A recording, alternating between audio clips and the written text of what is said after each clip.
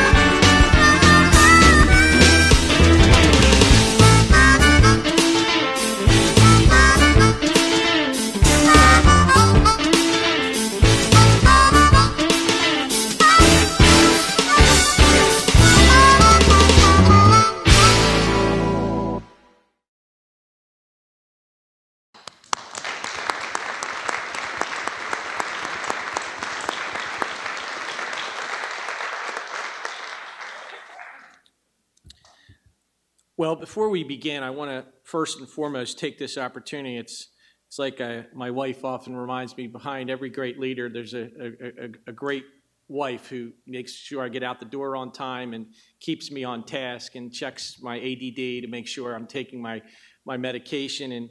But in this organization, it's the 500-plus employees that are all part of this 75-year celebration. And many of our employees are here today, and more will be joining us for our reception here later on. But to underscore this commission's pride in our employees, I wish to quote from a letter I received from a former commissioner who could not be with us here today. His name was William Sessler. He was from Erie, Pennsylvania. He's 83 years old, and he served for only a year in 1973. And he wrote me a letter expressing his regret for not being able to join us today, and he shared with us some of his thoughts about our mission and our dedicated employees. And I quote, "The significance of the Commission and its role in protecting the interest of the citizens of this Commonwealth cannot be overemphasized. I also recognize that it is a very important technical and difficult function that is being performed by many administrative law judges and professional staff of the Commission who are actually on the ground doing the hard work on a daily basis." And I can attest to that. That's an understatement. I can't remember what the most important issue was at the time that I served on the Commission, but I came away knowing that the Commission, to be truly effective, required its members and staff to remain independent, impartial, competent, and confident, and always diligent and aggressive in representing the public interest while being fair to the utility business that was being regulated.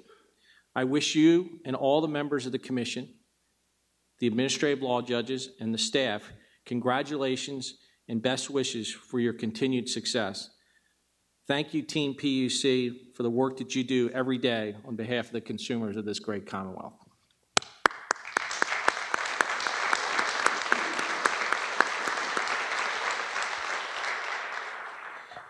Now, each of us have been tasked by Tom and his team in communications. We are all responsible this morning to roast two former commissioners. And I actually start, though, on a very somber note. As many of you know, former Chairman Bill Shane planned to be with us here this morning. Tragically, Bill perished in an automobile accident on October 4th on his way to Hershey with his wife. This was a tremendous loss to the Commonwealth of Pennsylvania and for his community back in Indiana. On September 3rd, we received the following letter from Chairman Shane. I just want you to know, I had Tom transpose the letter because, as former Chairman Cawley reminded me, Bill liked to handwrite notes. And I read the handwritten note. Well, by the way, I also read the handwritten note he sent former Governor Ed Rendell. And I like that guy. I really like that guy. I didn't have an opportunity to serve with him. I know some of you have, but that guy had moxie. And he sent this note, and Tom put it in front of me. It says, "Thanks for the invitation to the PUC's 75th anniversary. I will attend. The most important issue to me was the 1984 report on payment, Troubled Customers, which led to many compassionate policies to help those poor customers with budget billing, arrearage forgiveness, weatherization, and the development of customer assistance programs. I'm retired, but serving as president of the Chevy Chase Community Action Center, where we feed poor people lunch and distribute day-old bread gleaned from local supermarkets. I am also an elder in charge of the hospital visitations at Greystone Presbyterian. Signed, Shalom, Bill Shane. P.S. I also do 3 hours of cardio and swim 3 miles per week at age 77. There are copies of Bill's letter, I believe, in the booklet that Tom and his team put together for us. And the inside cover contains a tribute to Chairman Shane. Now, we're saddened that he couldn't be with us here today, but let me say this. His spirit lives on both here and back in Indiana County. So I think it's most appropriate, once again, that we have a moment of silence to recognize this great individual.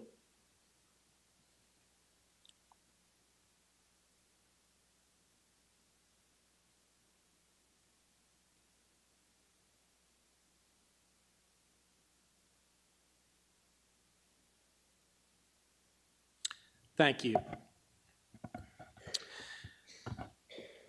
Now, I don't know how this happened, but I drew Chairman Quain this morning. And I'm really, on a serious note, it's an honor to basically say he's been a role model to me. He might not admit that. And in my view, this is a very bold statement, but I look back over John Quain's tenure, and John Quain, in my view, was a brilliant leader. And he didn't pay me to say that. He always had a steady finger on the pulse of the legislature. And two of my mentors, one was former State Senator Bob Thompson and former House Speaker Matt Ryan. But if you took all of John Quain's accomplishments and that commission at the time, it was a Herculean effort. And John got a lot of things done that today, there was 2 items, by the way, if you were paying attention to the agenda, that we approved that were part of our Office of Competitive Market Oversight that date back to what John helped structure when we restructured our electric and gas markets back in 1996. Now, Governor Casey nominated Chairman Quain to fill a vacant commission seat back in 1983. And in 1995, Governor Ridge appointed him chairman. He resigned upon the expiration of his second term in 2001, and John currently serves as an attorney with Buchanan Ingersoll here in Harrisburg. Almost 20 years ago, in 1993, then Commissioner Quain led the PUC to adopt a policy statement creating an alternative dispute resolution process here at the Commission. I'm proud to say, Chairman Quain, that the ADR program is alive and well today, and nationally recognized. We're blessed to have at the helm Sir Edmund Bacon honoree Herb Norick. Where is Herb? I saw Herb this morning. Do you know that? He is the Sir Edmund Bacon honoree because of his efforts in leading this endeavor. Chairman Quain and his colleagues noted the adversarial mood of resolving disputes at the time that led to expensive litigation. John called this an inefficient use of ratepayer monies that also resulted in high costs to all parties. John wrote that the Commission expected all parties to make every effort to resolve their differences without burdening utility customers with needless litigation. 2 decades later, the mediation unit in our Office of Administrative Law Judges is an award-winning model for other regulatory agencies. As chairman, Chairman Quain was charged by Governor Ridge with implementing what John called the trifecta: electric, natural gas, and telecommunications restructuring.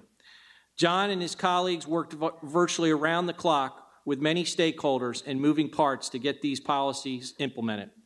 John's legacy can be seen throughout this Commonwealth and this Commission for the consumer education that began the way we reorganized this Commission. I often like to refer to him when I'm at NARUC as the godfather of electric competition, and many people from Texas, i.e. Pat Wood and others, take exception to that. But the fact is, the Texans were up here stealing some of our plays from our playbook. And John, again, I think we all owe you a debt of gratitude for paving the way for so much of the heavy lifting that needed to be done back in the time, and that success has followed through to today. In my view, you've laid a very solid foundation for this Commission, and I think it's appropriate this morning that we praise you for a job well done.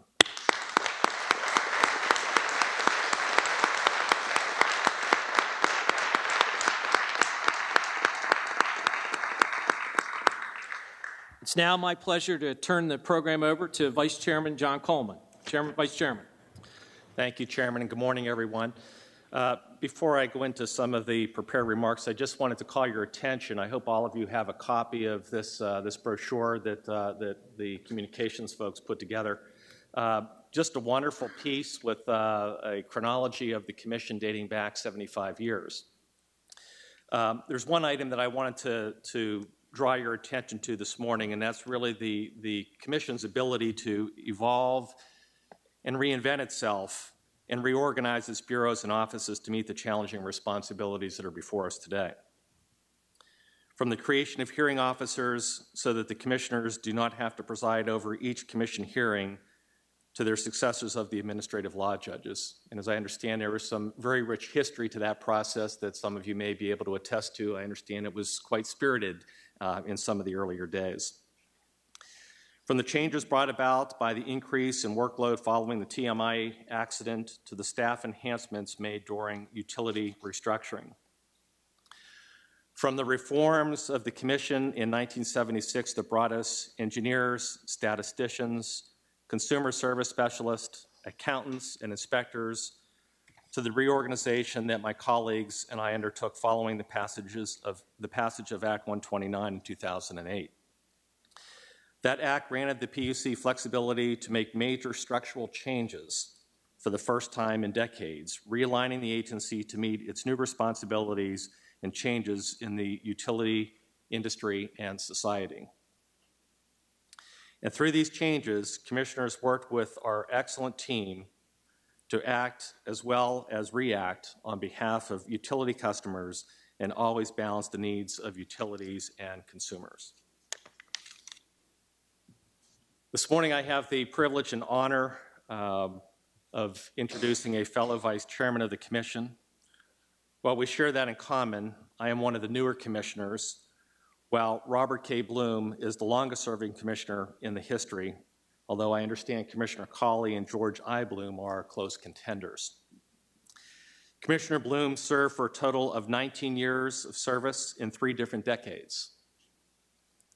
I have quite a few years to catch up with him. I don't know if I'm going to be able to make that milestone, but time will tell. Governor Raymond Schaefer nominated Bob Bloom as a commissioner to fill the vacant seat in 1970. and he served until the end of his term in 1979 in the Thornburg administration. But that was not the last of Commissioner Bloom's service to the Pennsylvania utility customers. Governor Tom Ridge nominated him to return to the commission in 1995, and he served for 2 terms. His colleagues elected him vice chairman during these years. Vice Chairman Bloom retired in 2005. But his service during several distinct eras of the Commission's history made a lasting impact on the Commission. Vice Chairman Bloom showed particular leadership on telecommunication issues during his last term at the Commission. For most of the Commission's history, local telephone service was treated as a natural monopoly until the enactment of the Federal Telecommunications Act of 1996. Pennsylvania was ahead of the act in many respects. The Commission's Global Telecommunications Order in 1999 represented an unprecedented and ambitious undertaking to resolve many interrelated issues to advance and safeguard telecommunications service competition. While Vice Chairman Bloom did not agree with all aspects of the global order, his partnership with then Chairman Quain helped to jumpstart competition in the local telecommunications market while protecting consumers. The result was an increase in the number of local telephone companies consumers could choose from a boosted investment in high technology data and voice networks. In 2001, the Commission moved to help consumers reap the benefits of local telephone competition by adopting a plan for the functional separation of Verizon Pennsylvania into wholesale and retail units. This was a complex proceeding that included a strict code of conduct for the access of the phone system for Verizon's retail arm and for Verizon's competitors. The plan also contained revisions to reduce cost for competitors serving rural Pennsylvania. Vice Chairman Bloom provided behind-the-scenes leadership and direction on these matters, and today, almost 10 years later, we can still see the legacy of Vice Chairman Bloom and his colleagues, as nearly all Pennsylvanians now enjoy the benefits of broadband, as well as a virtually unlimited array of technology, innovation, and competitive choices. Thank you, Vice Chairman Bloom.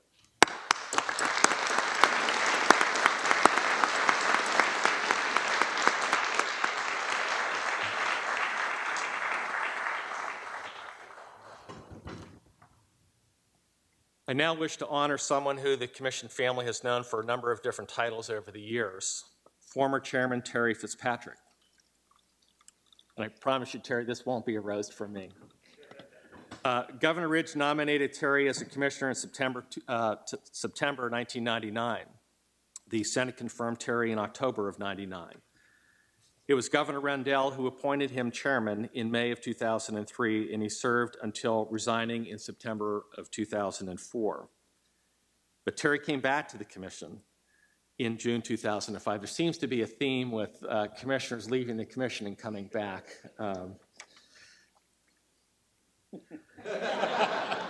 Alongside Commissioner Cawley and Commissioner Bill Shane. Terry served until his term expired in 2009. We all know Terry is president and CEO of the Energy Association of Pennsylvania. We're hearing a lot today about accomplishments about these commissioners that are still creating benefits today for this commission and the Commonwealth. A great example of that is the motion written by Commissioner Fitzpatrick to launch the Commission's price mitigation proceedings. This had to do with the Commission looking proactively and prospectively in 2008 at the expiration of electricity rate caps in the end of 2009 and 2010.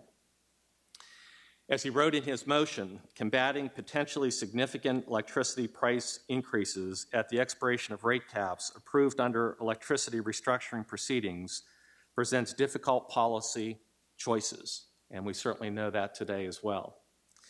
However, these choices will not get easier by waiting until the end of reality of rate caps that are upon us. While we cannot predict with certainty the future course of energy prices, a number of factors are currently pushing up prices for all forms of energy. By beginning to prepare now, it is clear that we will have many more tools to combat the social and economic impacts of the significant increase in electricity prices. The Commission voted unanimously to approve Terry's motion, acting ahead of other regulators in other states to prepare consumers for what some call the perfect storm of higher consumer energy prices and the removal of rate caps. The end result was a comprehensive strategy that included such measures as energy efficiency and conservation, demand-side response, default service supply procurement, rate mitigation programs, updated low-income programs, the removal of barriers of retail choice, and consumer education. Thanks to the efforts led by Commissioner Fitzpatrick, Pennsylvania weathered the perfect storm. At this point, I'd just like to introduce Terry Fitzpatrick. Terry?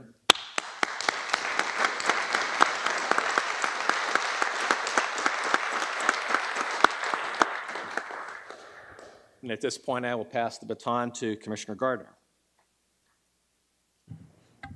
Good morning, everyone. I'm going to talk a little bit about the Commission and our role in protecting utility consumers. One of the most important jobs that this Commission has is protecting utility customers. And this agency has done this job in many different ways over the past 75 years. In 1937, the Commission's original purpose was to protect consumers from monopolies imposing unaffordable rates or providing subadequate service to their less powerful consumers. As time has passed, this responsibility has become more important and increasingly more complex. But even as new laws have given us new responsibilities, this Commission has not forgotten one of its core functions. Let's look at a few ways our staff, certainly with the help of we commissioners, have protected consumers. We investigate their complaints against utilities by maintaining and exceeding electric reliability benchmarks, especially following restructuring that has already been talked about this morning. By partnering with other state agencies and regulated utilities during emergencies and power outages. And we've been having more 100-year storms every 6 months now since I've come on the Commission. We also ensure the safety of the state's natural gas pipelines and distribution system. And I don't know how many motor carrier safety inspections we do every year, but it's a bunch, as well as railroad facility and track inspections. We also make a significant effort in making sure utilities treat our consumers fairly and legally. And finally, we try to do a tremendous job in educating utility customers to make informed choices as we move more and more into a customer choice regimen. Today, I have the honor to highlight the work of two commissioners that I've had the pleasure and honor of serving with. Both of these commissioners have made an impact in protecting customers. The first honoree is former commissioner and my friend, Kim Piscingrilli, who I had a pleasure to work with after I joined the Commission in 2008. Commissioner Piscingrilli was nominated by Governor Ridge, Swiker, and Rendell, and sworn in 3 consecutive times, 1 to finish an expiring term, and 2 to serve 2 additional terms before leaving the Commission in 2010. She is now a government relations professional and co-chair of Buchanan, Ingersoll, and Rooney Power Generation, Renewable, and Utilities Practice Group. During her tenure, Commissioner Piscingrilli served as the lead commissioner for consumer education and led the creation of the Prepare Now program. And one of the other things that's not in my prepared remarks that I also know Commissioner Piscingrilli has an extreme passion for, and that is mentoring young women who are in state government, and it may have moved beyond state government with her now, but I know that that is a huge commitment on her part, and I would be remiss if I did not acknowledge that role for Commissioner Pisson-Grilly. Now celebrating its 10th anniversary, Prepare Now launches each fall to educate electric and natural gas customers to prepare now for higher winter energy costs. The campaign also reminds electric and natural gas utilities to take extra steps to help consumers, especially those on limited and fixed incomes. Commissioner Pisson-Grilly also spearheaded campaigns related to electric, natural gas, and telephone utility competition, telecommunications relay service, and 811 for safe digging. One of the first public events that I participated in as a commissioner was an 811 event that also featured Commissioner Pisson-Grilly. Commissioner Pisson-Grilly also served and provided leadership for the implementation of 3 major and comprehensive laws enacted in late 2004, including sweeping changes to the way electric and water utilities terminate customers, the Alternative Energy Portfolio Standard, and telephone regulation and deployment of high-speed internet service across Pennsylvania by 2015. Thank you, Commissioner, for your service. Please join me in recognizing Commissioner Pisson-Grilly.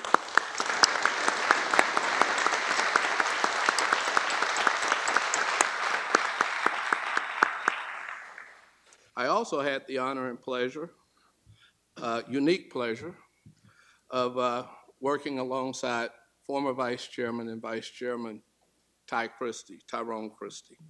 Governor Rendell nominated Tyrone Christie as commissioner, and the State Senate confirmed him in June 2007. Ty became Vice Chairman in June 2008 with my vote. Vice Chairman Christie left the commission in June 2011 after his term expired. Today, Vice Chairman Christie works as an energy consultant through his own company, Christie Energy. Vice Chairman Christie is most known for leading and developing Pennsylvania independent power production program under Chairman Shane in the mid-'80s, and through support of the Alternative Energy Portfolio Standard as PUC Vice Chairman. Vice Chairman Christie was also the treasurer of the Pennsylvania Energy Development Authority. Vice Chairman Christie estimates more than 2,000 megawatts of cogeneration, waste coal, and other renewables have been brought online as a result of these efforts. I knew Vice Chairman Christie to believe very strongly in the positions that he took and the issues he took up. That is no doubt about that. Anyone who has served with Vice Chairman Christie, you knew where he stood on his issues, and you knew there was never any backing down. In 2010, the Commission approved the plan for implementing a 211 abbreviated dialing system for access to the State Information and Referral Services notification system. In a statement that day, Vice Chairman Christie said, "I believe the coordination that will be achieved through 211 will coincide with and further enhance our efforts to coordinate the various utility assistance programs that exist in Pennsylvania." And that's a direct quote.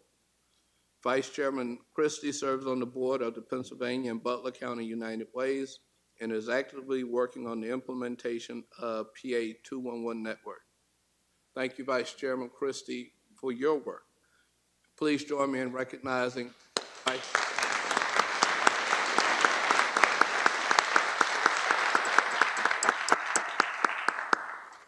And it's my pleasure to turn the podium over. By the way, was that a secret ballot, that vote? To Commissioner Caldwell. Thank you, Commissioner Gardner, and good morning, everyone, particularly our esteemed former colleagues.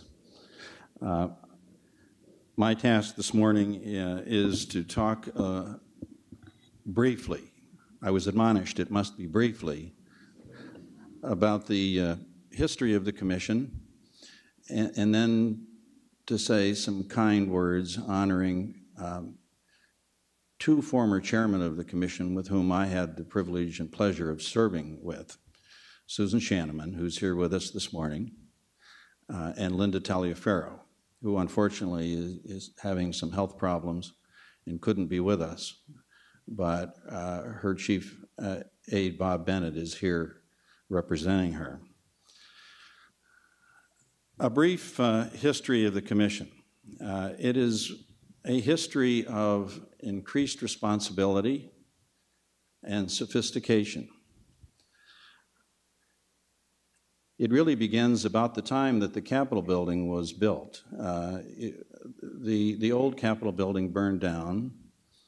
The legislature sat in the Methodist Church on the second block of State Street while the new Capitol building was being constructed between 1903 and 1906 and dedicated by President Teddy Roosevelt.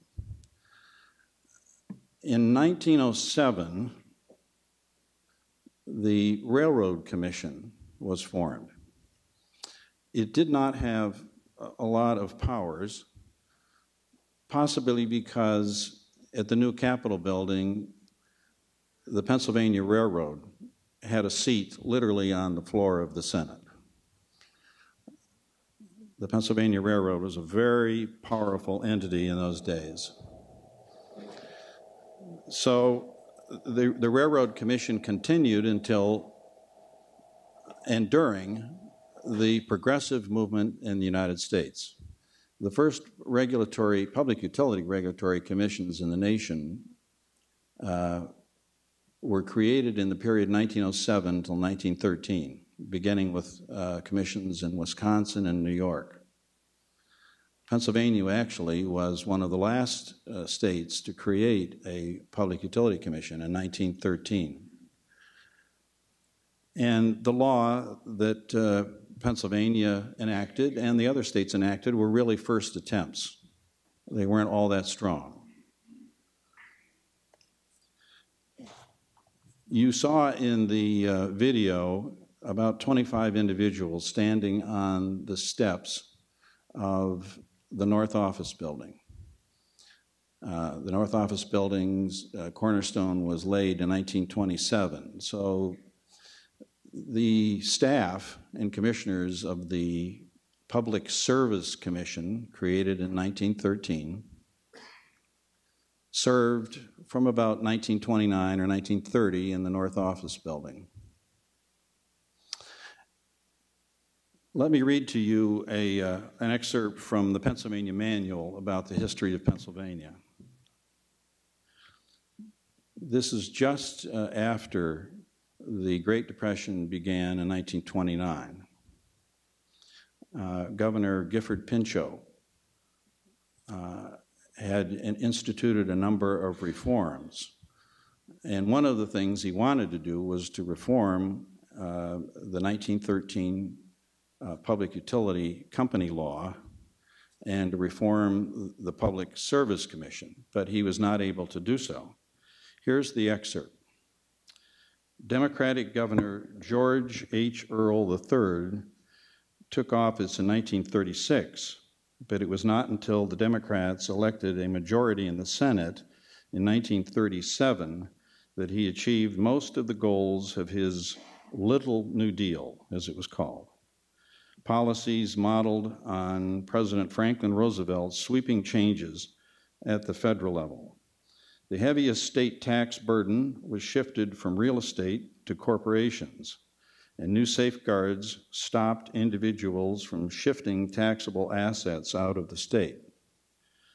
Large federal appropriations were made for schools, bridges, post offices, parks, and dams, and state officers administered these projects. A Little Wagner Labor Act restricted labor injunctions and outlawed company unions, as well as such unfair labor practices as planting spies among the workers and blacklisting workers who supported union activities. A Public Utility Commission empowered to set utility rates replaced the weak Public Service Commission, as Pinchot had wanted.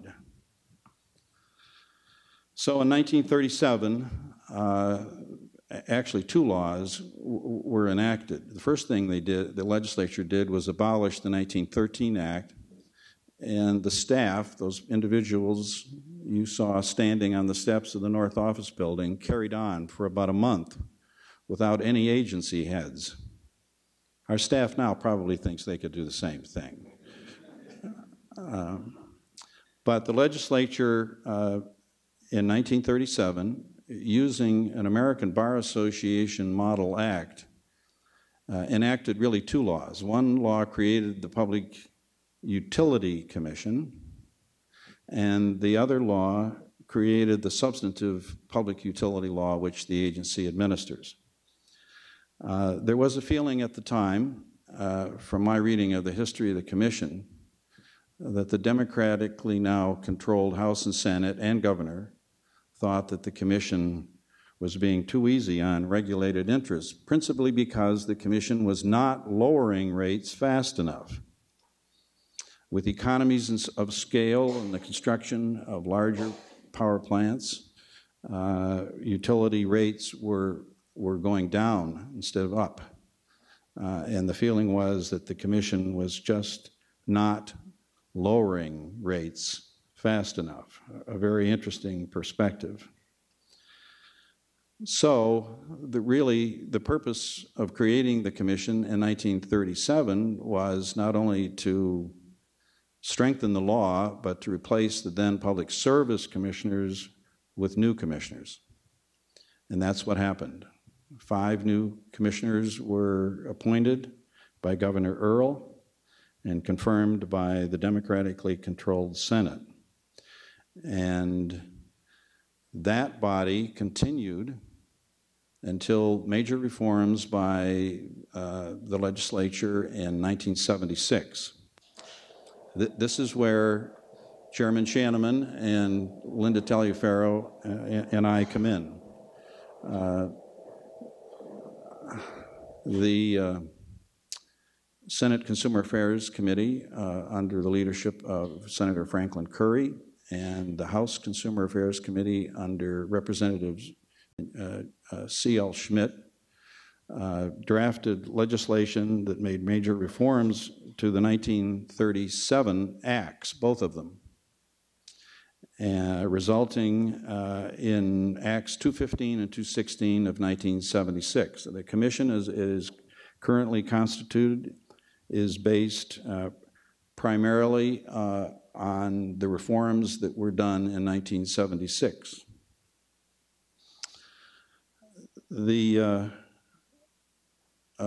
Much of the work on the Senate side, on the staff level, was done by Susan Shanneman and me, and another lawyer called Fred Taylor. Meanwhile, over at the Commission, there were 10-year terms in those days, and because the Commission is an independent agency, it has staggered terms, meaning that a term of office expires every May 31st at midnight. The Commission was down to 2 individuals, Chairman Wilson Good and Commissioner Michael Johnson. The law provides that a majority of commissioners serving in accordance with law is required for any order, which meant that the 2 remaining commissioners had to agree on everything. And if you know anything about Michael Johnson, you knew that that was a very difficult task.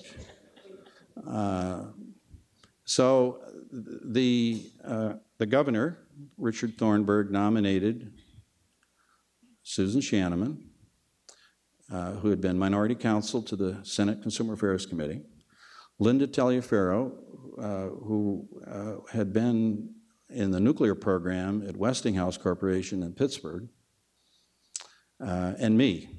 I had been majority counsel to the Senate Consumer Affairs Committee, to the Commission on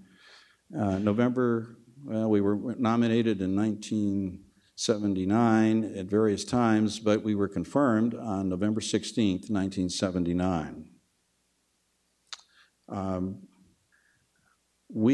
Susan and I, had helped with the codification of the 1937 law as amended in 1976, creating what is now, and it still is, the 1978 Public Utility Code.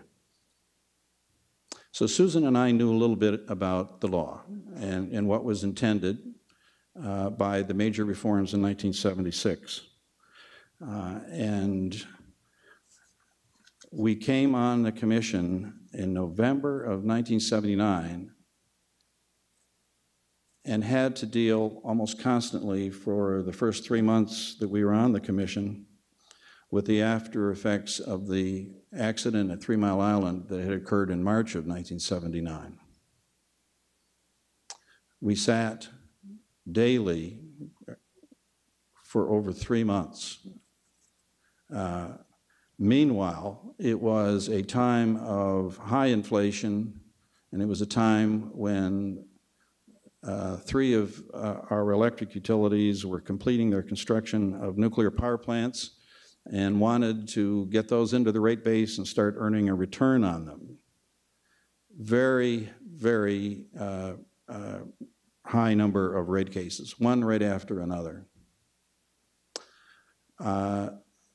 Shortly, 3 months after Linda, Susan, and I arrived at the commission, Wilson Good decided that, who was chairman, wanted to go to be managing director of Philadelphia to get ready to run for mayor, which she successfully achieved later.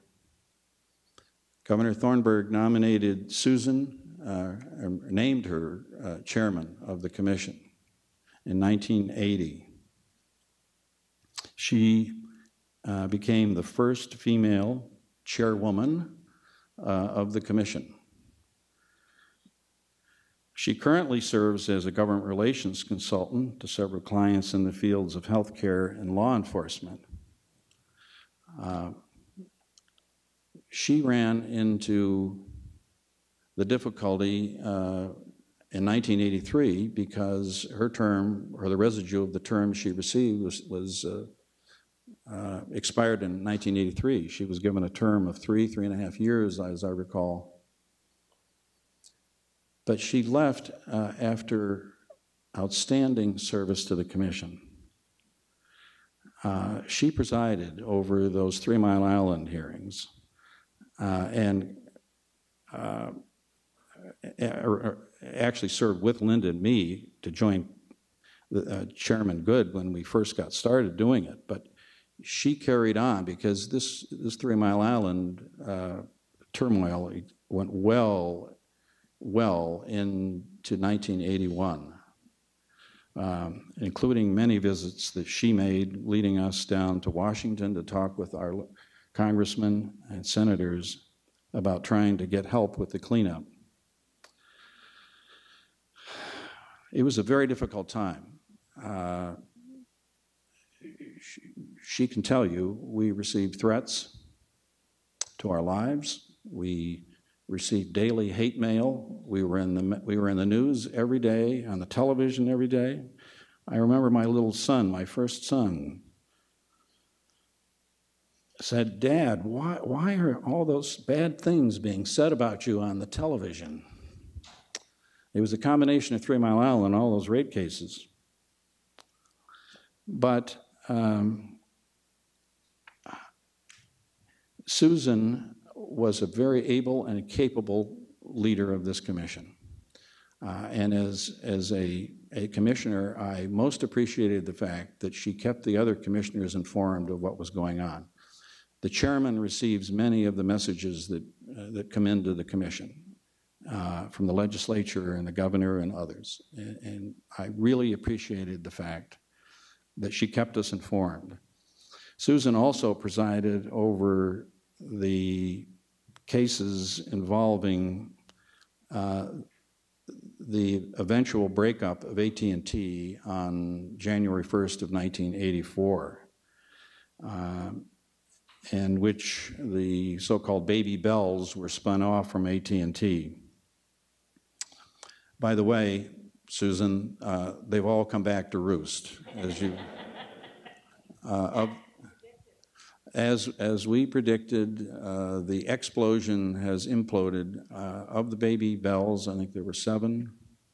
They're back to 2. The former Bell South bought AT&T and is now called AT&T. The former Bell Atlantic is now Verizon. But anyway, that wasn't the only thing. Susan presided over the so-called gas wars in western Pennsylvania. Because of the historic development of natural gas utilities in the western part of the state, there are not exclusive franchise territories. The territories overlap, and therefore the companies, while Susan and Linda and I served together, were all fighting among themselves over stealing customers in the overlapped territories. And former Commissioner and Chairman Bill Shane was Chief Administrative Law Judge and presided over many of the hearings in those cases. But Chairman Shanneman's guiding principle in deciding the divestiture of AT&T cases was to ensure that similar or better standards of quality and efficiency be maintained after the breakup of AT&T. She was, and I say this, and I say it with great pleasure, Susan, you were an extremely able leader. So would everyone please help me congratulate her.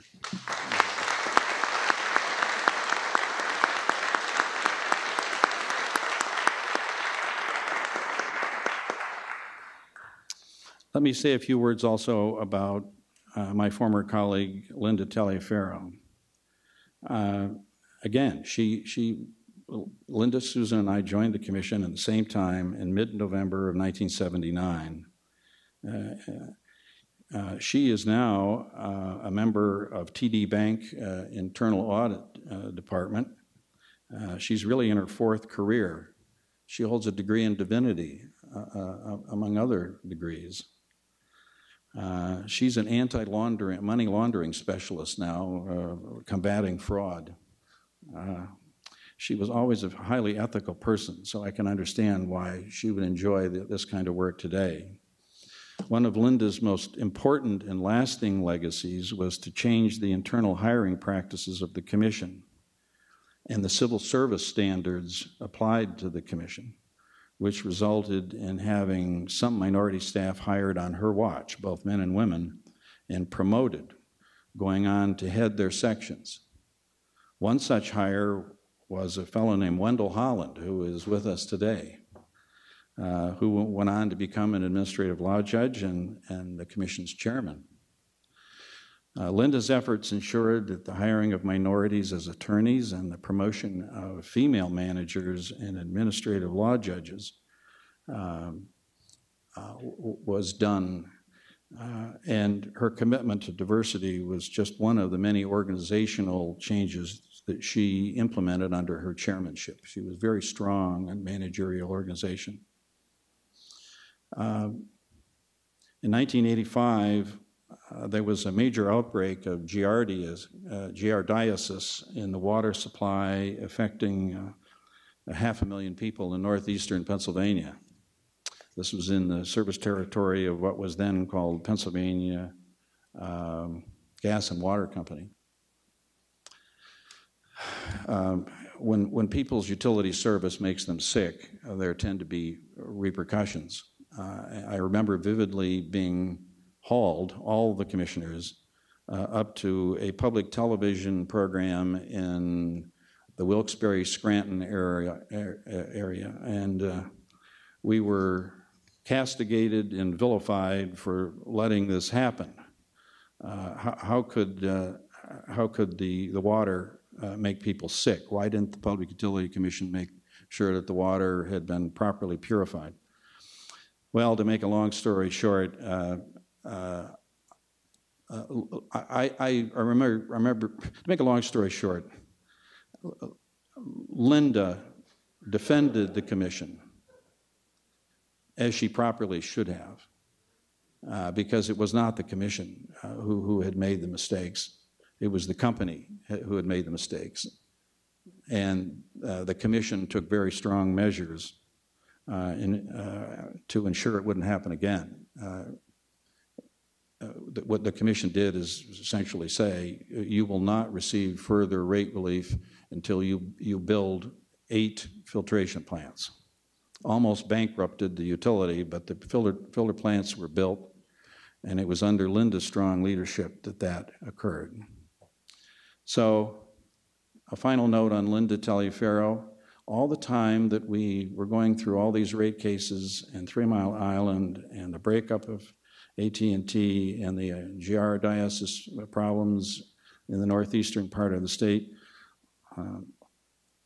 Linda took care of her mother. Her mother was invalid. Linda had several siblings, but it was Linda whose job it was to take care of their aged and invalid mother. And she did it with great love and affection. So I'm sorry she's not here, Bob, because I would love to have seen her again. Let's all give Linda our thanks.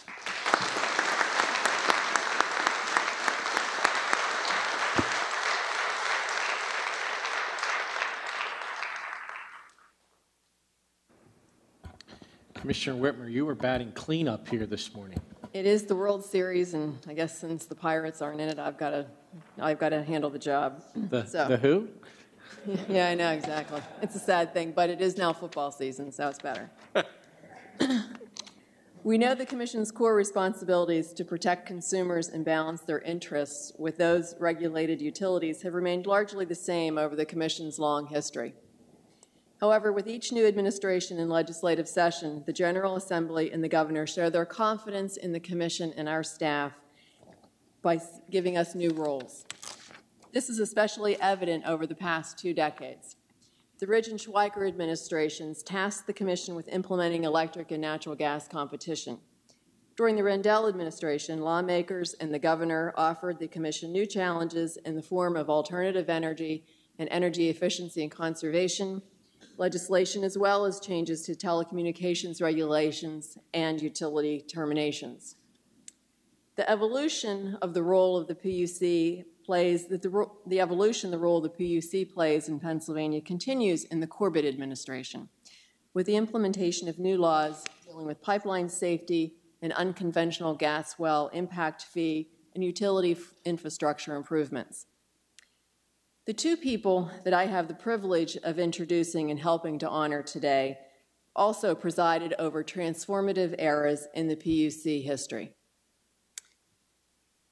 Governor Ridge nominated Glenn Thomas to succeed John Quain in May of 2001. The Senate confirmed Glenn in June 2001, and Governor Ridge appointed him chairman. Glenn served as chairman for 2 years and served as commissioner for an additional 2 years before resigning in February of 2005. Glenn currently serves as president of the GT Power Group. As chairman and as commissioner, Glenn's service could be epitomized by the phrase, a steward of competition, which was part of the PUC's mission statement. Glenn and his colleagues oversaw the transition to electric, natural gas, and local telephone competition. The commission, under Glenn's chairmanship, educated consumers, investigated market manipulation, surveyed regulated utilities to ensure proper corporate governance, held hearings on demand-side response, advocated for a federal energy bill to develop wholesale electric markets, took steps to enhance electric reliability, began market monitoring and Keystone Competition market highlights reports, and reviewed utility infrastructure security following September 11th, 2001. Gee, Glenn, it's kind of a short list. Was there anything else we could have done? Glenn was indeed a good steward of competition, and we thank him for his service during a critical time for this commission in competitive markets. Thank you, Glenn.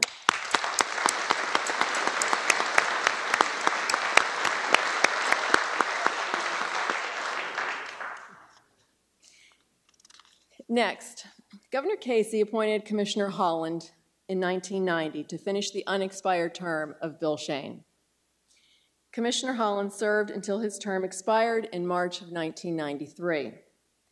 But Commissioner Holland came back to the commission for a second term in May of 2003 when he was appointed by Governor Rendell.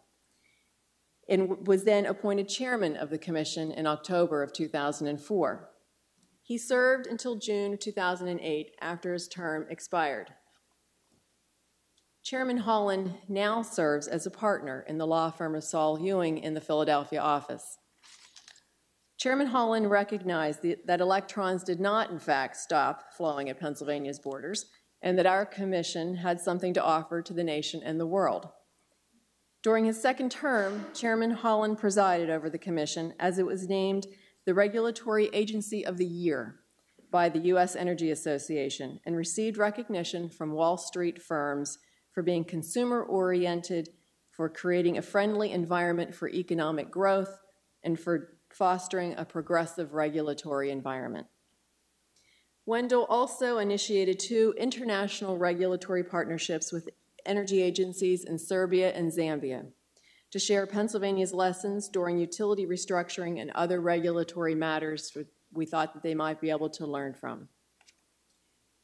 He served as president of the Mid-Atlantic Conference of Regulatory Utility Commissioners, treasurer of the National Association of Regulatory Utility Commissioners, and as the first president of the Organization of PJM States, or OPSI. In May of 2005, the PUC and 13 other regulatory commissions within the PJM interconnection territory formed OPSI to provide coordination among our states and share information. OPSI continues to be an important organization for the Commission to advocate for the interests of our utility customers. Thank you, Chairman Holland, for your legacy of excellence.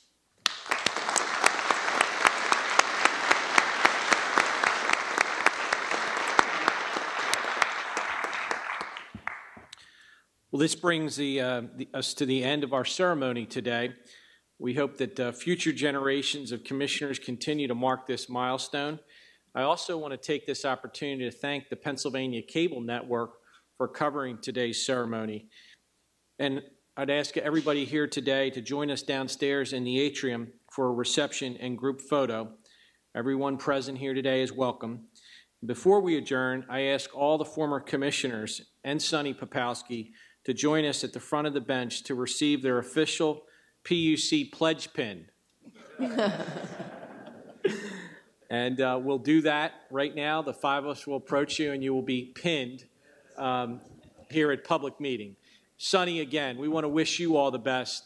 I will certainly visit you down in Brigantine. I hope you have beach tags. But we are going to miss you, but I know you're leaving the OCA in good hands. Thank you very much.